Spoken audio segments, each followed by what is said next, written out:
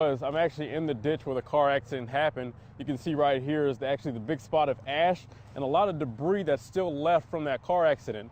You know, what a tragedy. I mean, but there's some light here. There's actually some flowers that were brought here by some Davenport residents. Just to give you an idea of how hot it is, we're going to have this heat gun here at the turf that these boys will be playing on right here. Just to give you an idea, this is actually an incident that police were called to at 4:30 in the morning here on Dixwell and Pine Street here in Davenport. With the police chief in the hospital now, the community is rallying behind him with signs like this: Buffalo kids love you, TJ. State troopers say all it takes is just 1 second for someone to look down at their phone while they're driving, and their whole life could change forever.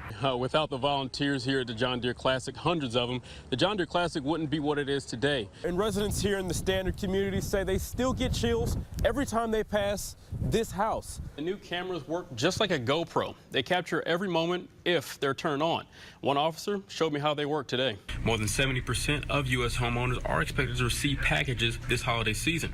But there's also prime time for guys like these porch pirates. Gary, I've been talking to a lot of people throughout the day about the road work on Rockingham, and they tell me it's been needed for years. And this business right behind me, Bolt Motors, out of the 156 players that are here at Deere Run today, David Lawrence was actually on a lot of people's radar. Good evening, I'm Terrace Myles here in Comanche, where one neighborhood is coming together to pick up the pieces after one home was struck hard by last night's storms. This is the first time it ever got us, though. We've always kind of dodged the bullet. After a night of heavy winds and pounding rain, Steve Runge and his family were hit with an alarming surprise to their home of 11 years.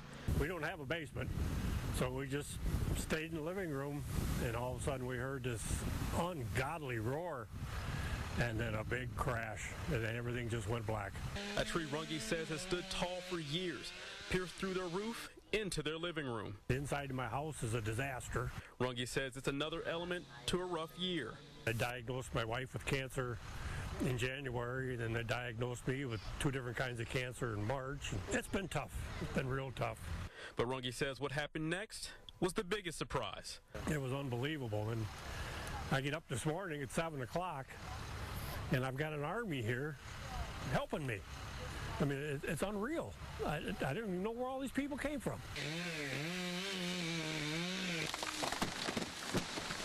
Runge says with an estimated cost of $50,000 in damage, the community effort to help him and his family is priceless. I live in the best neighborhood in the world. And he says he knows his spirits will remain high. Hopefully we get everything cleaned up, put back the way it was, and I'm going to enjoy what I got left of my life right here.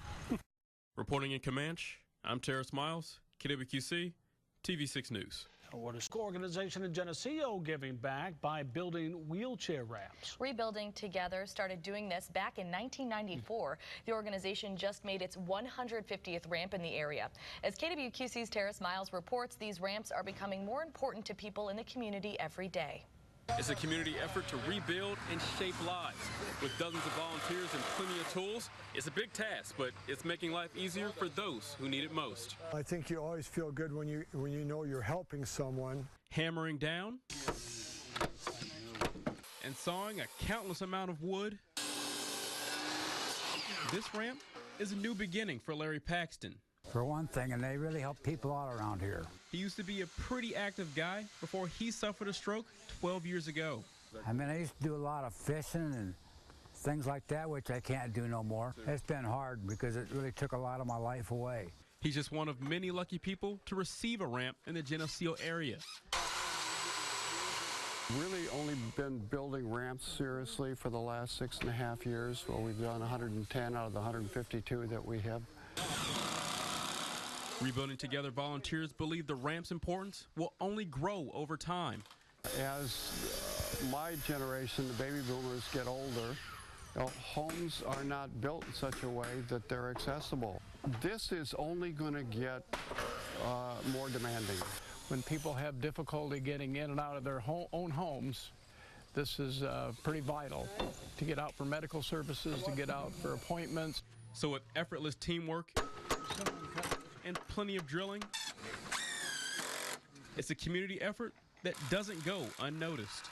Just that it's really good for the community and Henry County. Reporting in Geneseo, Terrace Myles, KWQC, TV6 News. Yeah, texting and driving is worse than drunk driving. Saul Rubio is a student at St. Ambrose University.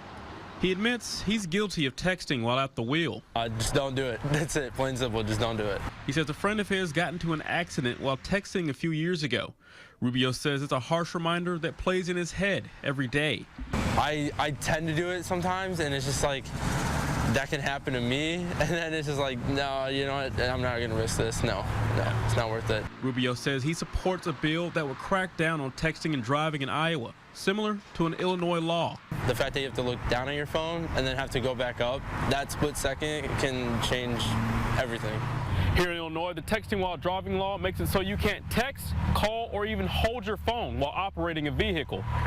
And here in Iowa, lawmakers want to be just as strict on their drivers. I think it is important that we are strict when it comes to people's driving habits. Scott County Sheriff Tim Lane says texting and driving has gotten out of hand in recent years. Playing games, they're Facebooking, they're live streaming video.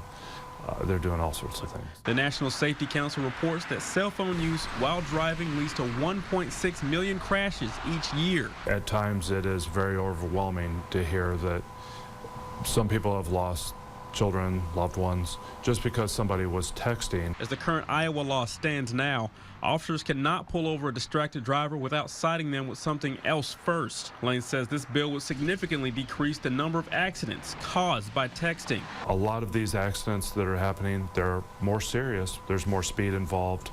There's no evasive action that happens before the accident. It's a bill that young drivers like Saul Rubio say could potentially save more lives. Right, you know, you're putting yourself in danger and putting other people in danger is not something you want to do. Reporting in Davenport, I'm Terrace Myles, KWQC, TV6 News.